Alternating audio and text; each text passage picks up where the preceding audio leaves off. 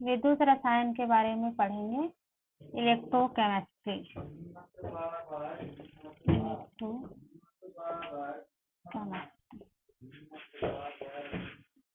तो सबसे पहले हम लोग इलेक्ट्रोकेमिस्ट्री पढ़ेंगे। उससे पहले थोड़ा सा केमिकल रिएक्शंस के बारे में देख लेते हैं कि केमिकल रिएक्शंस क्या होती हैं और इसके कितने टाइप्स होते हैं, ऐसा क्या। तो जनरली हम लोग जितने भी केमिकल रिएक्शंस होते हैं जिसमें जनरली विद्युत ऊर्जा का रासायनिक ऊर्जा में परिवर्तन होता है, या फिर रासायनिक ऊर्जा विद्युत ऊर्जा में, या फिर विद्युत ऊर्जा का फिर रासायनिक ऊर्जा में परिवर्तन होता है। तो ये जो परिवर्तन होता है वो केमिकल रिएक्शन दो टाइप से होता है। एक तो होता है स्पॉन्टेनियस, मीन्स स्वतः होने वाली केमिकल रिएक्शंस, और दूसरा होता है आपका नॉन स्पॉन्टेनियस या असतत रिएक्शंस। दो टाइप का होता है। इसमें जो सतत रिएक्शंस होती है, स्पॉन्टेनियस रिएक्शंस जिसको बोला जाता है, उसके लिए कोई सिस्टम्स होती है, उस सिस्टम को एनर्जी स्वयं से खर्च करनी पड़ती है। इसलिए स्पॉन्टेनियस रिएक्शंस के अंतर्गत डेल जी की वैल्यू लेस देन 0 होता है, या फिर वो माइनस वैल्यू भी आता है। मीन्स उसमें जो ऊर्जा परिवर्तन है, गिब्स एनर्जी होती है, वो लेस देन 0 के इक्वल टू होता है। और जो असतत रिएक्शंस होती है, नॉन स्पॉन्टेनियस, जो अपने आप रिएक्शंस नहीं होता, उसे रिएक्शन कराया जाता है अकॉर्डिंग टू उस पर सेल के साथ ऐड करके या किसी बैटरी के साथ उसको ऐड करके उसमें रिएक्शंस कराते हैं। तो इसके लिए जो डेल जी की वैल्यू देखेंगे तो डेल जी का वैल्यू 0 से हाई होता है। तो ये दो टाइप की रिएक्शंस होती है जनरली, इसमें हम लोग देखेंगे तो। और इन दोनों रिएक्शंस में सेल का यूज किया जाता है, सेल का भी प्रयोग किया जाता है। तो सेल भी दो टाइप का होता है। एक होता है आपका इलेक्ट्रोकेमिकल सेल, या उसी को हम लोग गैल्वेनिक सेल या उसी को डेनियल सेल भी बोला जाता है, और दूसरा होता है इलेक्ट्रोलाइटिक सेल। तो दो टाइप का सेल के बारे में ही भी हम लोग पढ़ेंगे। एक हो गया आपका इलेक्ट्रोलाइटिकल या लाइटिकल सेल, और दूसरा होता है आपका इलेक्ट्रोकेमिकल। तो जो इलेक्ट्रोकेमिकल सेल्स में या गैल्वेनिक सेल में जो रिएक्शंस होती हैं, वो सारी रिएक्शंस स्पॉन्टेनियस होती है, स्वतः होती है वो रिएक्शंस। लेकिन जो आपका दूसरा सेल है इलेक्ट्रोलाइटिक सेल्स, उसमें जब रिएक्शंस कराया जाता है तो रिएक्शंस कराने के लिए हमें उस सिस्टम को किसी भी बैटरी से ऐड करना पड़ता है। मतलब ये है कि रिएक्शंस कराने के लिए उसे हमें क्या करना पड़ेगा, किसी भी बाहरी बैटरी से, मतलब उसको एनर्जी प्रोवाइड करना पड़ता है। तो एनर्जी प्रोवाइड करेंगे तभी वहां पर क्या होगी, रिएक्शंस होगी। तो इतना आप लोग पहले बेसिक जान लिए कि जो केमिकल्स रिएक्शंस होती हैं वो केमिकल रिएक्शन दो टाइप का होता है। ये केमिकल रिएक्शंस दो टाइप का, एक होता है स्पॉन्टेनियस और दूसरा होता है नॉन स्पॉन्टेनियस। ये स्वतः रिएक्शंस होती हैं, मीन्स इसमें किसी भी बैटरी ऐड करने की जरूरत नहीं होती, और ये असतत रिएक्शंस होती है। इसके लिए डेल जी की वैल्यू देखोगे तो डेल जी की वैल्यू लेस देन होता है 0 या -1 होता है। 0 या उससे कम होता है, लेकिन इसके लिए जो डेल जी की वैल्यू होता है ग्रेटर देन 0 होता है। इतना याद रखना। अब इसी में टू टाइप की सेल का यूज किया जाता है। टू टाइप का सेल यूज होता है। सेल, पहला सेल को बोलते हैं हम लोग इलेक्ट्रोकेमिकल सेल। पहले सेल को बोला जाता है इलेक्ट्रोकेमिकल सेल, और दूसरा होता है आपका इलेक्ट्रोलाइटिकल सेल,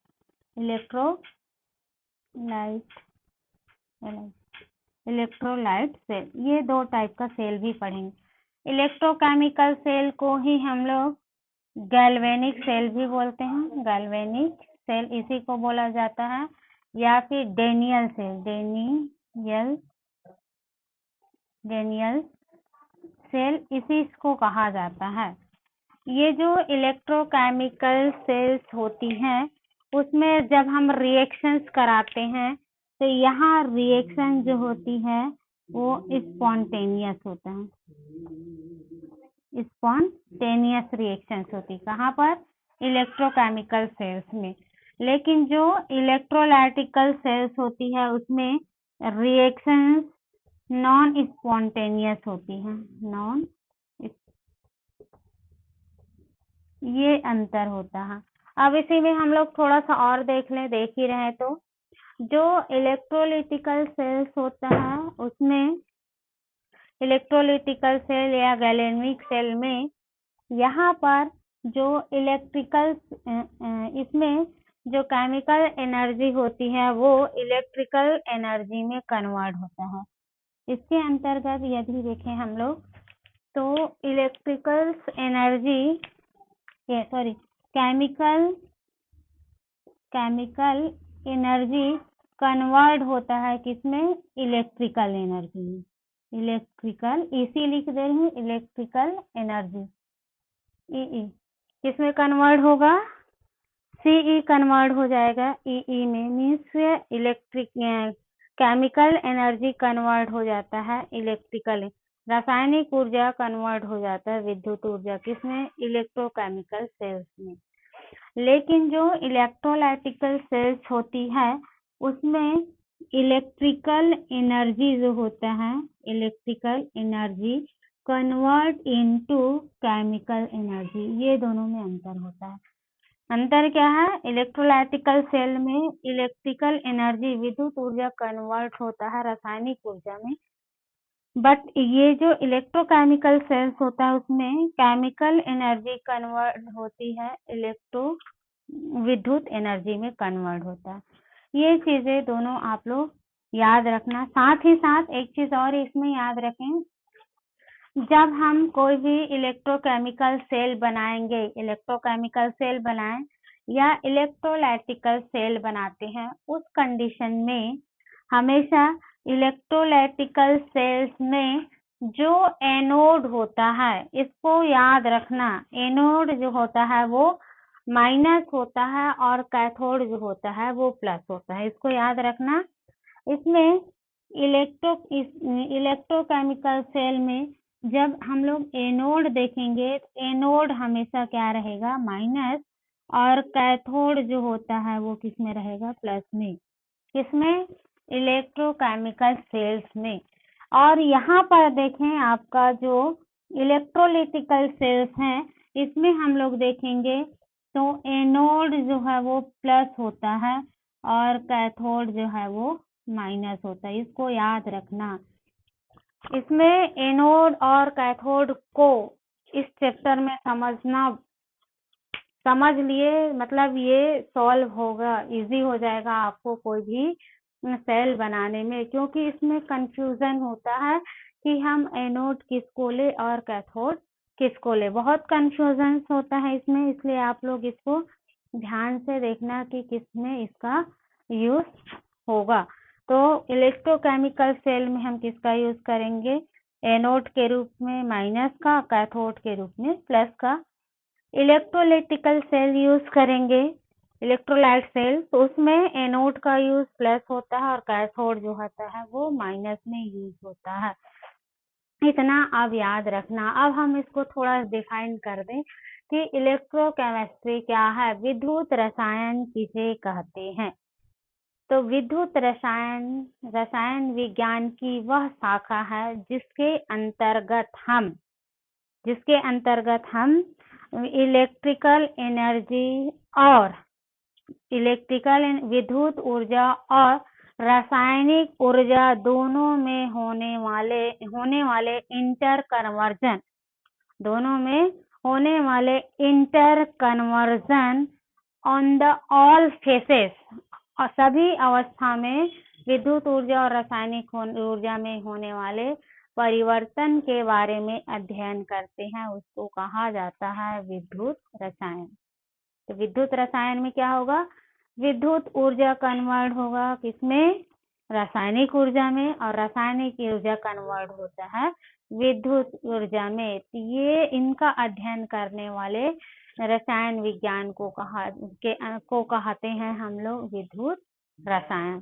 तो ये विद्युत रसायन होता है। तो विद्युत रसायन में आप ये बेसिक चीजें इतना आप लोग पहले याद रखना, हम लोग कैसे कैसे इसमें यूज करेंगे।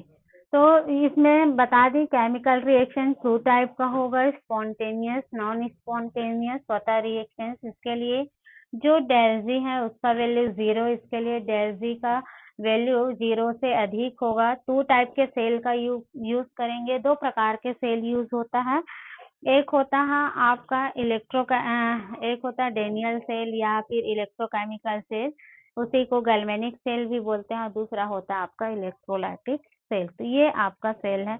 इसमें भी रिएक्शंस बता दी मैं। इसमें रिएक्शन स्पॉन्टेनियस होता है और इसमें रिएक्शन जो होता है वो नॉन स्पॉन्टेनियस। इलेक्ट्रोकेमिकल जो सेल्स होता है उसमें electrical energy chemical energy convert होगा किसमें, इलेक्ट्रिकल एनर्जी में, किसमें, इलेक्ट्रोकेमिकल में। और जो इलेक्ट्रोलाइटिक सेल्स होती हैं उसमें कन्वर्ट होता है, इलेक्ट्रिकल एनर्जी कन्वर्ट हो जाएगा केमिकल एनर्जी में। ये इतना बेसिक है। तो इसको मैं रब कर दे रही हूँ, स्क्रीनशॉट लेना होगा तो इतने का ले लो अभी। उसके बाद हम लोग पढ़ेंगे ये सेल के बारे में, गैल्वेनिक सेल या फिर गैल्वेनिक सेल या फिर क्या बोलते हैं इलेक्ट्रोकेमिकल सेल, या इसी को और क्या बोल देते हैं वोल्टाइज सेल। तो इसके बारे में हम लोग पढ़ेंगे। और यहाँ पर वो दोनों रिएक्शंस भी पढ़ना है, ऑक्सीडेशन और रिडक्शन। तो उसको भी एक बार मैं रिपीट कर दूं, पहले पढ़ा चुका गया है आपको। ऑक्सीडेशन में क्या होता है, लॉस ऑफ इलेक्ट्रॉन्स होता है। ऑक्सीडेशन के अंतर्गत इलेक्ट्रॉन क्या होता है, रिमूव होता है, और इलेक्ट्रॉन रिमूव होने से उसके ऑक्सीडेशन नंबर में इंक्रीमेंट होता है। जैसे आप लोग को मैं बता दी थी, जैसे कि कॉपर है, कॉपर से यदि हम 2 इलेक्ट्रॉन क्या कर दें, रिमूव कर दें, तो कॉपर किस में कन्वर्ट हो जाएगा, कॉपर 2+ आयन में। तो ये रिएक्शन कहलाता है आपका ऑक्सीडेशन। इसको पहले मैं बताई हूँ, ये होता है ऑक्सीडेशन। और यहाँ पर दूसरा रिएक्शन क्या होगा, यदि हम इसको अपोजिट कर दें, Cu+2 आयन से, ये 2 आयन 2 इलेक्ट्रॉन ग्रहण करके किस में कन्वर्ट हो जाए, कॉपर में, कॉपर में कन्वर्ट हो जाए, तो ये रिएक्शन कहलाता है आपका रिडक्शन। ये बता चुकी हूँ मैं, ये होता है ऑक्सीडेशन, ये रिडक्शन। ऑक्सीडेशन में इंक्रीमेंट होता है उसका ऑक्सीडेशन नंबर, और रिडक्शन में डिक्रीज हो जाता है उसका ऑक्सीडेशन नंबर। और जब दोनों रिएक्शन साथ साथ होती है, ऑक्सीडेशन प्लस रिडक्शन, दोनों रिएक्शन जब एक ही साथ हो तो उस रिएक्शन को हम बोल देते हैं रेडॉक्स रिएक्शन। तो रेडॉक्स रिएक्शन क्या है, वे रिएक्शन जिसमें ऑक्सीडेशन एंड रिडक्शन दोनों क्रियाएं साथ साथ होती है, तो उसको बोलते हैं हम लोग ऑक्सीडेशन और रिडक्शन। अब ये इस चैप्टर में ये ऑक्सीडेशन और रिडक्शन का बहुत ही महत्व है, क्योंकि जब हम लोग सेल के बारे में पढ़ेंगे, यहाँ पर अभी पढ़ेंगे सेल के बारे में, तो जब हम लोग सेल के बारे में पढ़ते हैं तो उस कंडीशन में हमें एनोड और कैथोड बनाना रहता है। तो आप इसी के अकॉर्डिंग एनोड और कैथोड देखेंगे, जहाँ पर ऑक्सीडेशन होगा वहां पर बनेगा एनोड। याद रखना, जहाँ पर ये ऑक्सीडेशन की प्रोसेस होगी उसको हम क्या मान के चलेंगे, एनोड मानेंगे। और जहाँ पर ये रिडक्शन की प्रोसेस होगी वहां पर हम लोग क्या मान लेंगे, इसको कैथोड मानेंगे। एनोड को माइनस से शो कर देंगे, कैथोड को प्लस से। ये किस में होगा, तो ये दोनों होगा आपका जो केमिकल सेल या गैल्वेनिक सेल या इसी को क्या बोलते हैं वोल्टाइक सेल, उसमें इसका यूज होगा। इसलिए ये ऑक्सीडेशन और रिडक्शन क्रिया में बता। अब हम लोग पढ़ेंगे गैल्वेनिक सेल के बारे में पूरा डिटेल्स और उसका पूरा प्रोसीजर पढ़ेंगे। ये बहुत ही बार पूछा जाता है और बहुत ही इम्पोर्टेंट है। तो यहाँ पर देखो मैं एक डायग्राम बना दी हूँ पहले से ही, देखो बना हुआ है डायग्राम। इस डायग्राम ये जो डायग्राम बना हुआ है वो सेल का डायग्राम है, गैल्वेनिक सेल का। ये किसका डायग्राम है, तो ये आपका गैल्वेनिक सेल है। इस गैल्वेनिक सेल का डायग्राम मैं पहले ही बना चुकी हूँ इलेक्ट्रोकेमिकल सेल का। अब इसी के बारे में हमें पढ़ना है डिटेल्स में कि इसमें क्या क्या होता है। तो सबसे पहले हम क्या करें, ये जो गैल्वेनिक सेल होती है, यहाँ पर लिख दे रही हूँ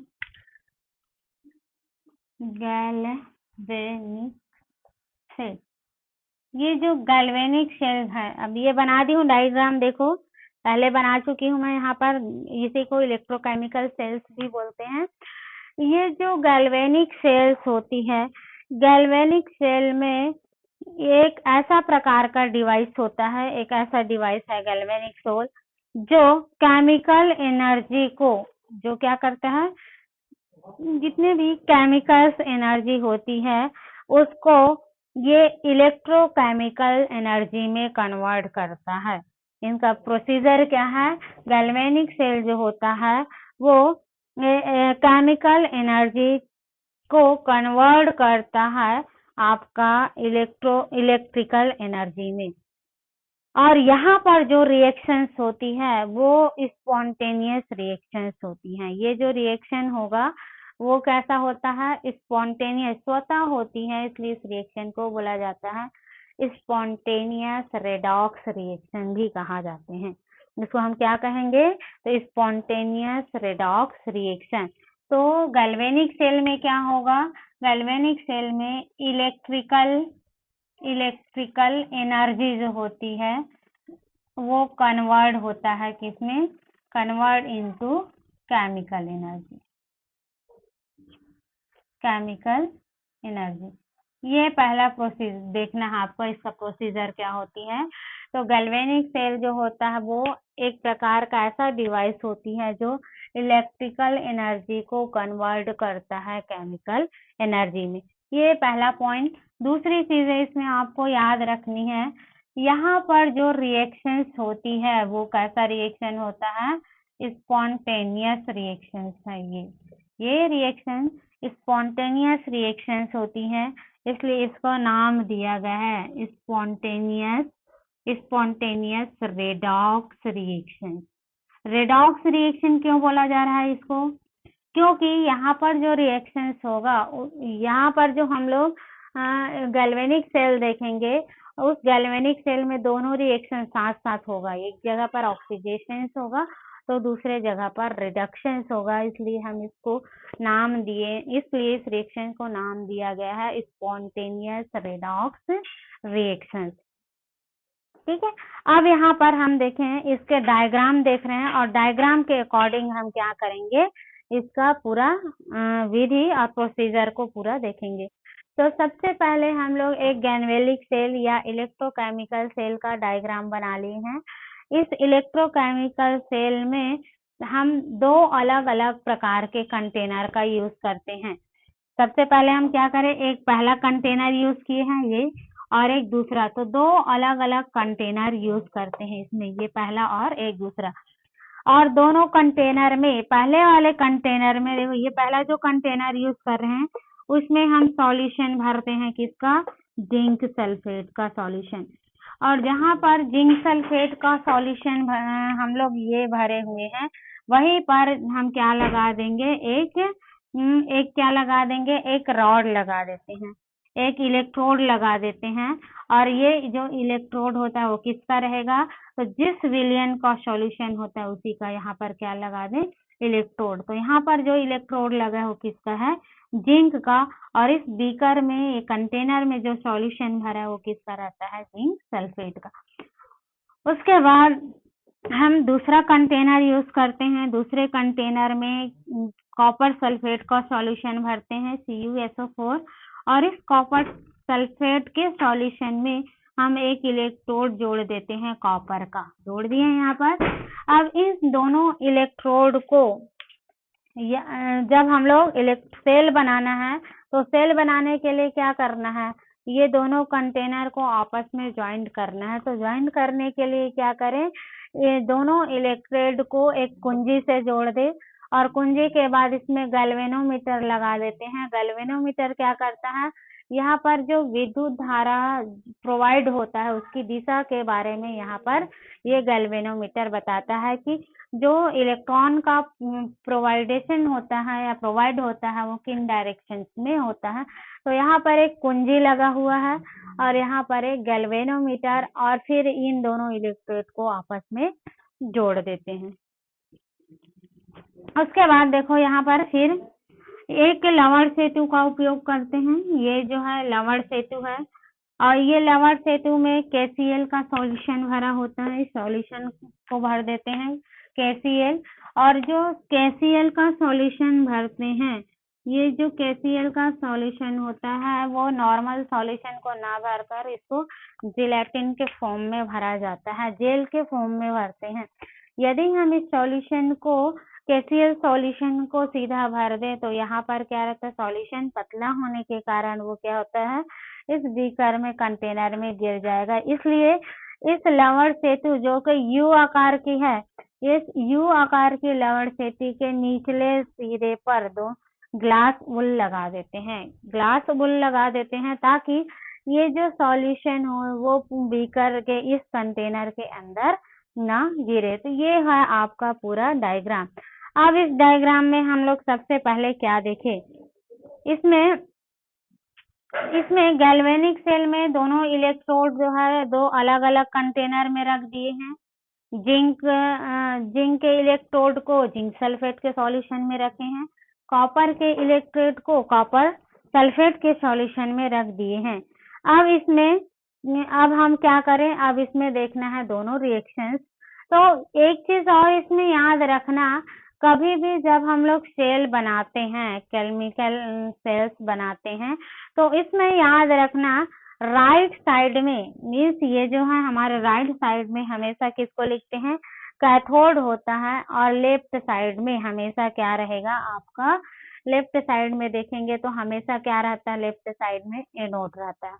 अब यहाँ पर आपको एक चीज और बताई हूँ कि एनोड में क्या होता है कि जहां पर ऑक्सीडेशन की अभिक्रिया होगी वहां पर क्या बनेगा, एनोड बनेगा, और जहां रिडक्शन अभिक्रिया होगी वहां पर क्या बन जाएगा, कैथोड। तो अब हम लोग देखते हैं इसमें प्रोसीजर।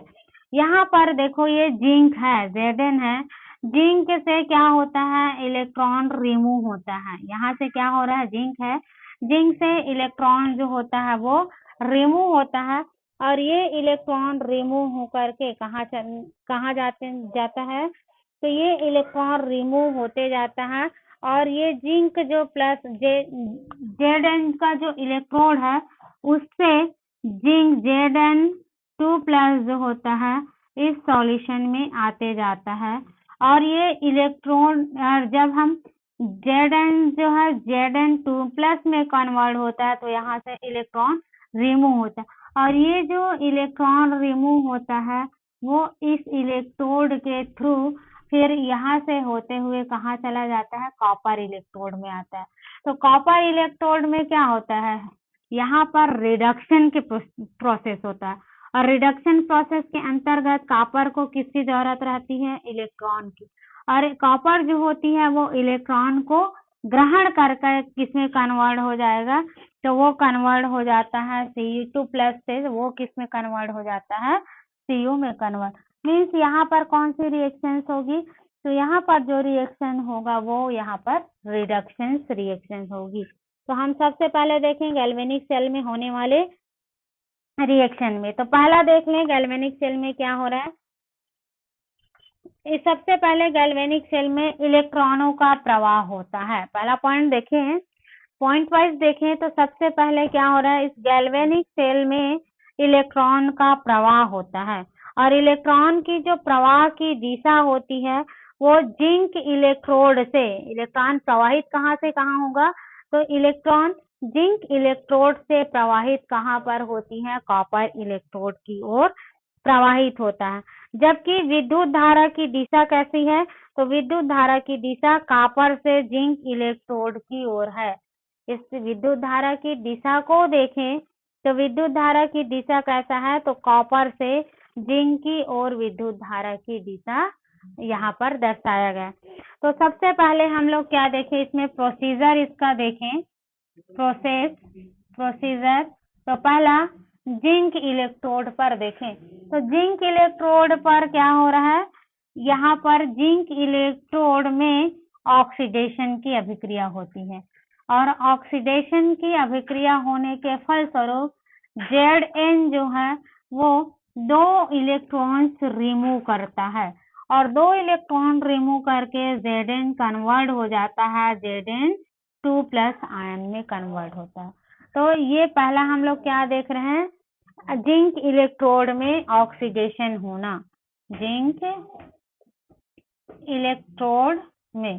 तो जिंक इलेक्ट्रोड में क्या प्रोसीजर हो रहा है, जिंक इलेक्ट्रोड में Zn जो होता है वो कन्वर्ट किस में हो जाता है, वो Zn2+ आयन में। चूंकि यहाँ पर इलेक्ट्रॉन का क्या हो रहा है, रिमूव हो रहा है, मीन्स यहाँ पर ऑक्सीडेशन अभिक्रिया हो रहा है। तो अभी मैं थोड़ी देर पहले एक्सप्लेन की थी कि जहाँ पर ऑक्सीडेशन की प्रोसेस होगी, जहाँ पर ऑक्सीडेशन की प्रोसेस होती है वो कार्य करता है एनोड का। कैसा कार्य करेगा, एनोड का। तो यहाँ पर ये जो प्रोसीजर होगा इसको हम किसके अंतर्गत मानेंगे, एनोड के अंतर्गत, और इसको हम लोग माइनस साइन से शो कर देंगे। तो जिंक इलेक्ट्रोड किसका कार्य करता है, तो जिंक इलेक्ट्रोड जो है वो यहाँ पर एनोड का कार्य करेगा। किसका कार्य करेगा, एनोड का कार्य करेगा, या हम सीधा कहें कि क्या होगा, जिंक इलेक्ट्रोड एनोड कहलाएगा। सीधा सीधा क्या बोले, जो जिंक का इलेक्ट्रोड होता है उसको हम क्या बोलेंगे, एनोड बोलेंगे। फिर दूसरा प्रोसीजर क्या होता है, कॉपर इलेक्ट्रोड में देखें तो जो कॉपर इलेक्ट्रोड होता है उसमें रिडक्शन होता है, रिडक्शन इन कॉपर इलेक्ट्रोड। तो कॉपर इलेक्ट्रोड जो है वो 2 इलेक्ट्रॉन को एब्जॉर्ब करता है, ये 2 इलेक्ट्रॉन को क्या कर लेता है, ग्रहण करता है, और दोनों इलेक्ट्रॉन को ग्रहण करने के बाद ये कन्वर्ट हो जाता है आपका Cu2+ आयन में। किसमें कन्वर्ट हुआ, Cu2+ आयन में। तो यहाँ पर जो प्रोसेस हो रहा है वो कौन सा है, रिडक्शन प्रोसेस हो रहा है। तो जहाँ पर रिडक्शन की क्रिया होगी वो कैसा कार्य करता है, ये कैथोड का कार्य। और ये भी बताई थी कि जब भी हम सेल का डायग्राम ड्रॉ करते हैं तो कैथोड जो होता है वो हमेशा राइट साइड होगा और इसको हम प्लस साइन से शो करेंगे। इसमें इलेक्ट्रोकेमिकल सेल में, इलेक्ट्रोकेमिकल में इलेक्ट्रोलाइटिकल सेल या इलेक्ट्रोलाइट सेल उसमें जस्ट अपोजिट होता है, याद रखना, नहीं तो आप पूरा केमिस्ट्री पढ़ लोगे उसके बाद भी आपको एनोड और कैथोड में कंफ्यूजन होगा, और जनरली ये कंफ्यूजन होता ही है एनोड और कैथोड के अंतर्गत। इसलिए याद रखना, इलेक्ट्रोकेमिकल सेल में एनोड जो है वो माइनस और कैथोड जो होता है वो प्लस। तो विद्युत धारा का प्रवाह जब होगा तो हमेशा किस में होगा, तो एनोड से कैथोड की ओर, प्लस से माइनस की ओर विद्युत धारा प्रोवाइड होगा।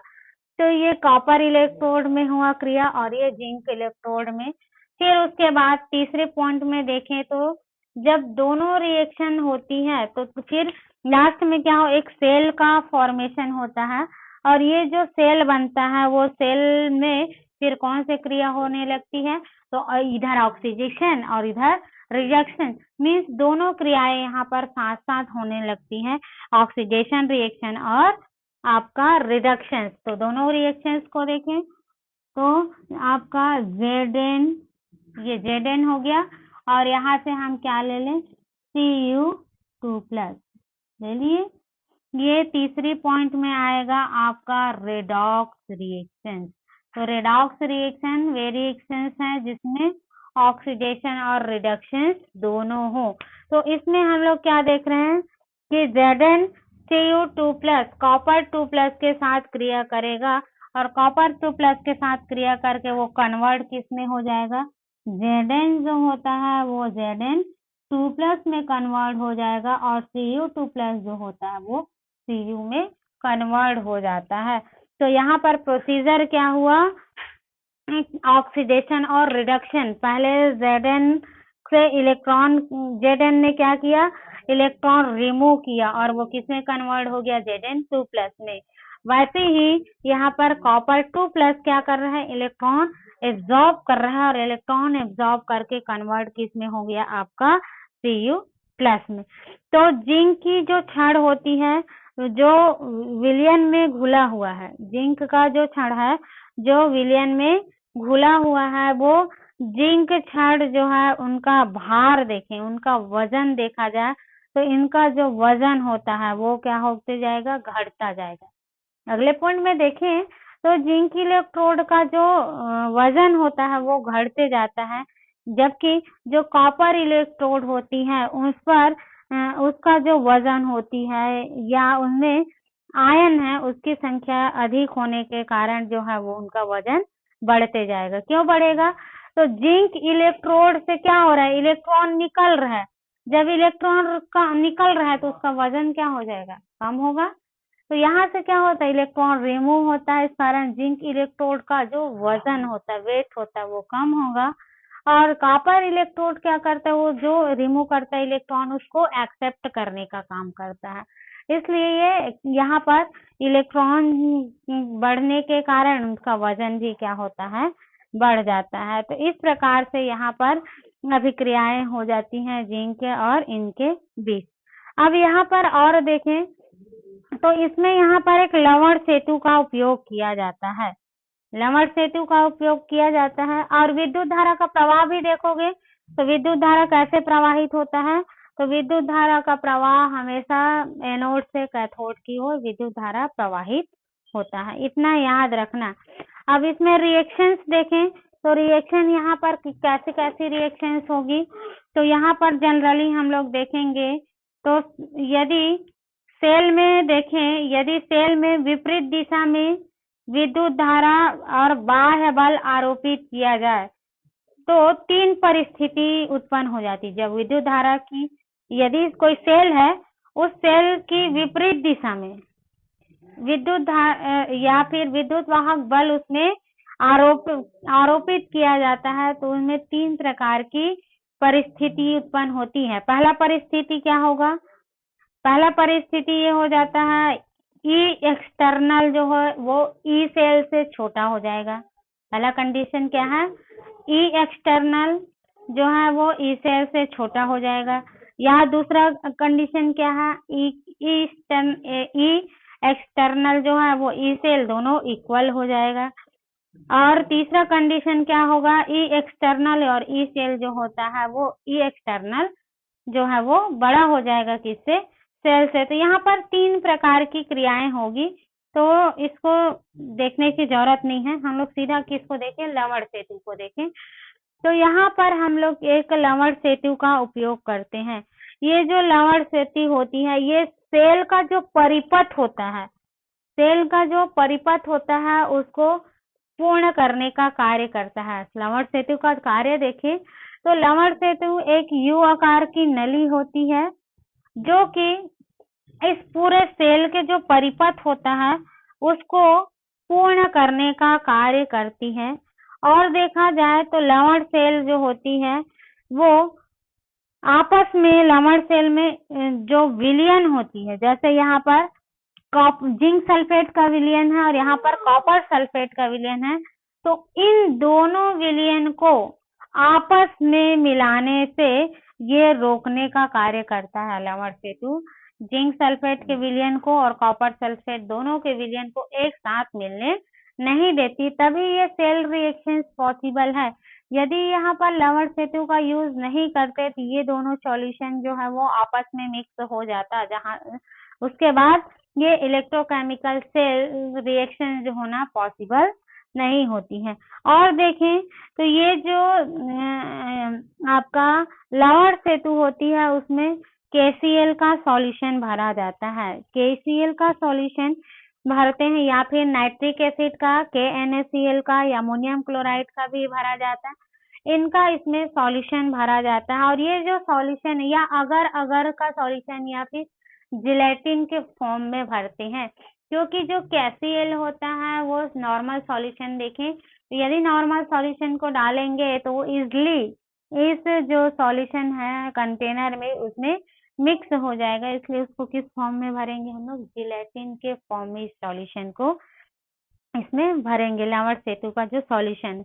और देखें तो लवण सेतु के जो लवण सेतु होता है उसके निचले सिरे पर इसमें ये ग्लास वूल लगाया जाता है। ग्लास वूल क्यों लगाते हैं?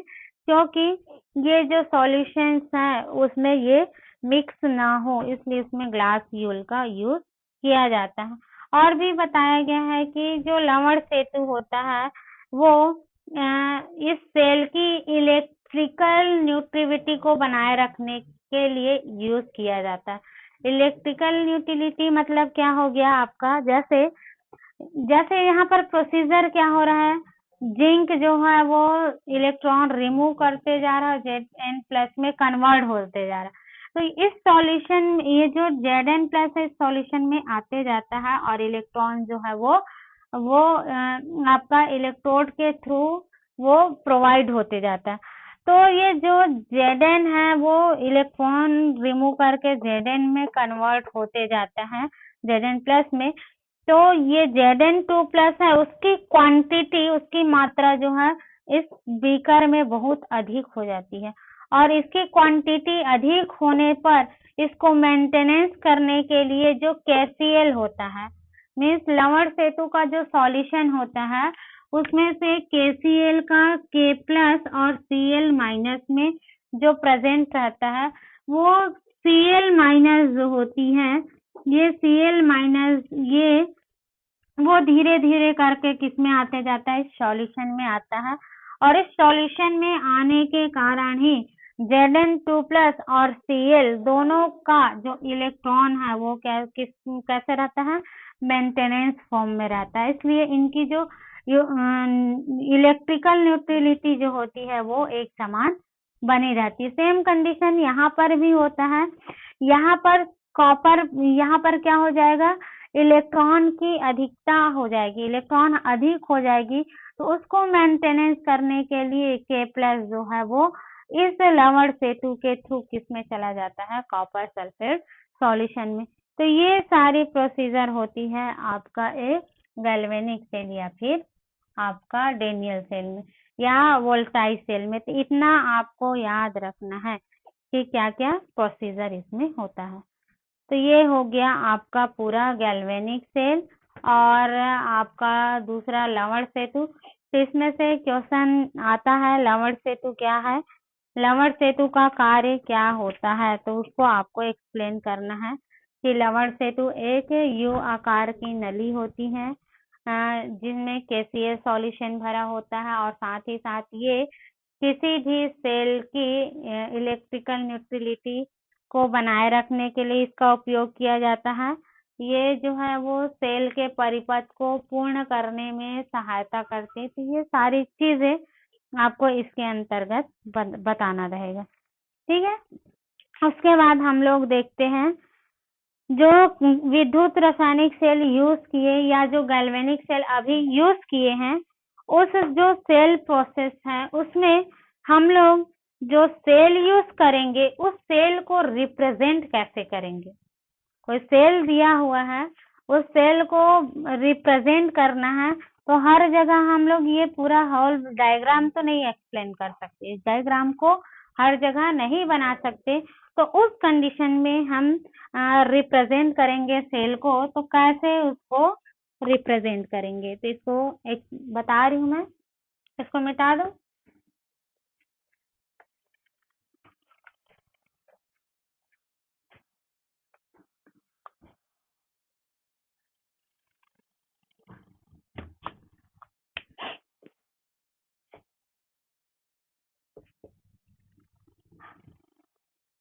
इसमें रिप्रेजेंट करना है सेल को। सेल को कैसे दर्शाना है, represent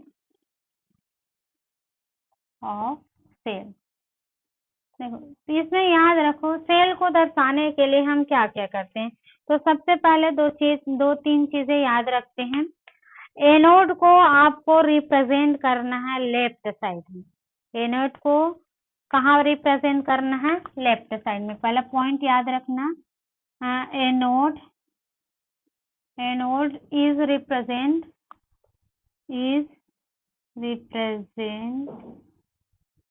in left side.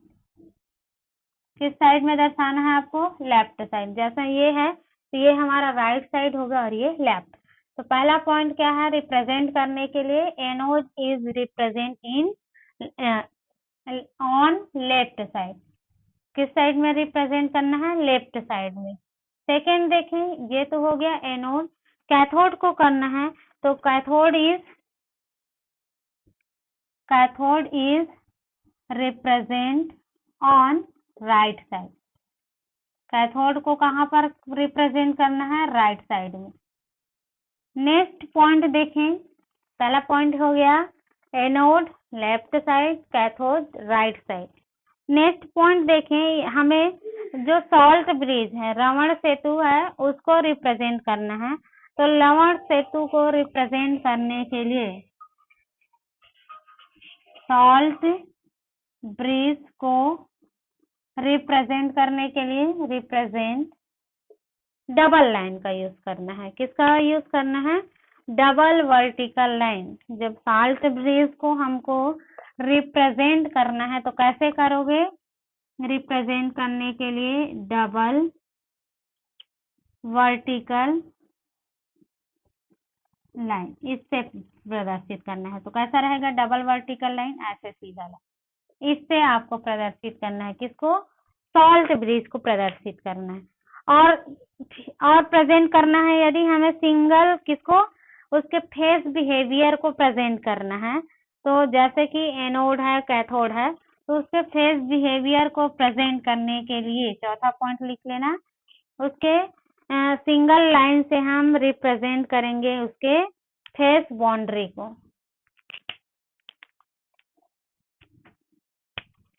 Single line represent on face behaviour, ये आपका है। तो इतना याद रखना, एनोड को लेफ्ट साइड, कैथोड को राइट साइड, और सॉल्ट ब्रिज डबल लाइन, और उसका सिंगल लाइन से रिप्रेजेंट करना आप उसके फेस बिहेवियर। अब एक सेल लेते हैं, जैसे अभी से लिए थे हम लोग, इसको रिप्रेजेंट करना। देखो ZnSO4 CuSO4 में कन्वर्ट। ये एक क्या है, इसमें ऑक्सीडेशन रिडक्शन अलग अलग हो रहा है, रेडॉक्स अभिक्रिया हो रहा है। जब हम इनको एक साथ आपस में कंबाइंड कर देते हैं तो ये एक सेल का कार्य करता है। अब इस सेल को आपको शॉर्ट में रिप्रेजेंट करना है, ऐसे पूरा डायग्राम के थ्रू ना रिप्रेजेंट करके उसको क्या करना है, शॉर्ट में कैसे प्रेजेंट कर। तो यहाँ पर देखो Zn क्या है, एनोड है, Cu क्या है, कैथोड है। तो पहला पॉइंट देखें, एनोड को किस साइड लिखना है, लेफ्ट साइड। लिख दे एनोड को Zn। अब उसका फेस बिहेवियर को शो करना है तो किससे शो करोगे, सिंगल लाइन से। तो यहाँ पर हम क्या कर दे, एक सिंगल लाइन लगा दिए। फिर Zn किससे बना हुआ है, किस सॉल्यूशन से, उसको लिख दे ZnSO4। फिर आपका आ गया क्या, एक सॉल्यूशन लिखा गया पूरा, एनोड लिखा गया, एनोड Zn है और आपका ZnSO4 है। अब आया बीच में क्या लिखना है, लवण सेतु।